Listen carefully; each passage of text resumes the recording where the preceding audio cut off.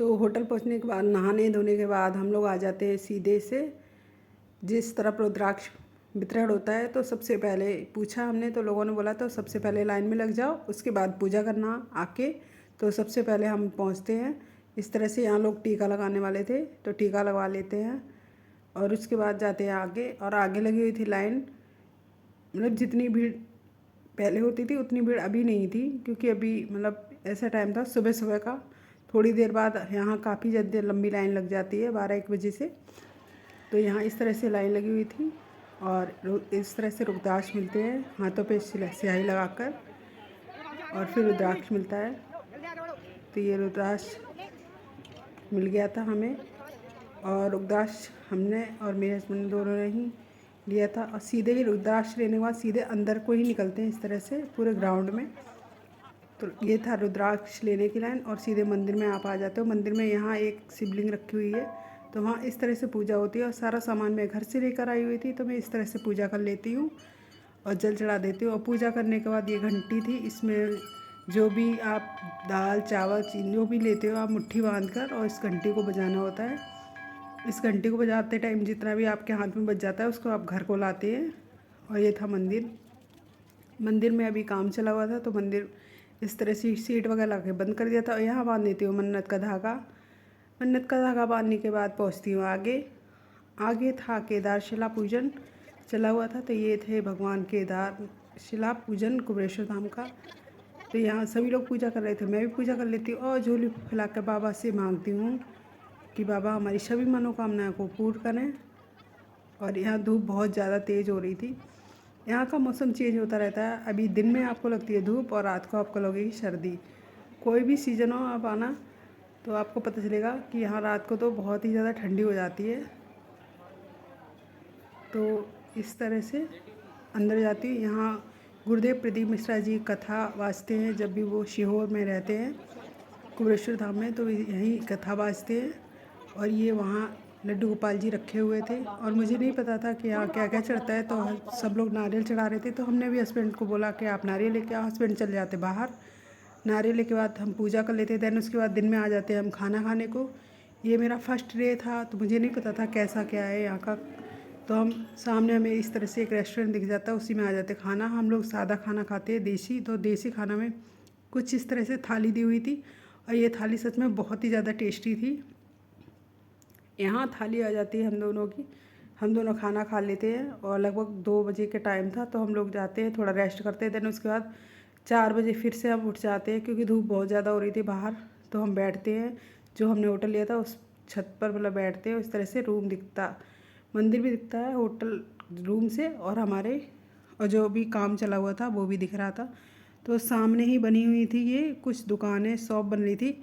और यहाँ जो मंदिर एरिया था पीछे ही वो था। हम दोनों बैठ जाते, काफ़ी देर बैठने के बाद हम लोग बातें वगैरह करते हैं और ये देख रहे थे कि इस तरह से मंदिर बनता है विदाउट एनी सपोर्टेड। इस तरह से दुकान फ्रंट पे खड़ी की जा रही थी।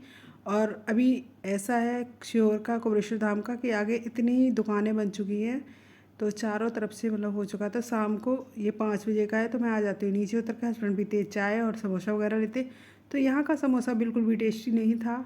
उसके बाद जाती हूँ कुछ सामान लेने को, जैसे कि जिसको भी आप घर पर देते हैं ना, तो उनके लिए कुछ सामान ले लेते हैं। देन उसके बाद शाम को फिर आ जाते हैं मंदिर में, क्योंकि यहाँ शाम को संध्या आरती होएगी और हम पहली बार आए हैं, तो हम चाहते हैं कि हम संध्या आरती में शामिल हों। तो इस तरह से हम लोग पहुँच जाते हैं। और यहाँ कुछ वीडियो शूट कराती हूँ मैं। वीडियो शूट कराने के बाद अंदर बैठती हूँ, और मौसम बहुत ज़्यादा अच्छा था शाम को। तो यहाँ इस तरह से लोगों की मतलब भीड़ हमेशा ही रहती है। इस तरह से आपको देखा, और काफ़ी ज़्यादा बड़ा ग्राउंड है, तो आपको अगर इसमें लगभग 1-2 हज़ार लोग होंगे तो पता ही नहीं चलेगा कि अभी इस टाइम हैं। हमेशा ही ऐसा रहता। तो ये है कुबेरेश्वर धाम मंदिर। और यहाँ जो आपको दिख रहा है काम, कुछ काम चला हुआ था।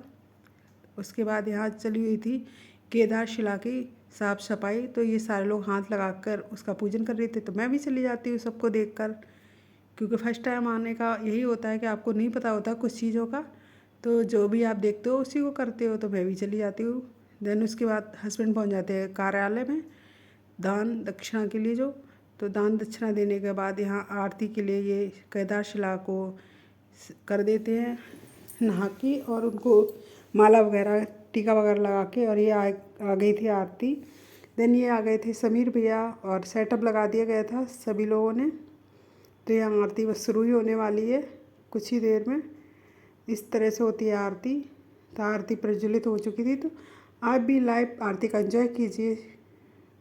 भुज चार चतुर भुज दस भुज अति सोने, बोले 10 भुज अति सोने। देखो रूप में रखता, बोले जी का रूप में रखता, दिगुगन जन हो हरिओ हर हर हर महादेव। अक्षमाला वनमाला रुणमाला धारी, बोले रुणमाला धारी। त्रिपुरारी कांतारी, त्रिपुरारी कांतारी, हरे माला धारी, हरिओ हरे हरे हरे महादेव। मोरे वाला हरे आगे, सनकादिक गरुड़ादिक, सनकादिक गरुड़ादिक, भूतादिक कांति, हरिओ हरे हरे हरे महादेव।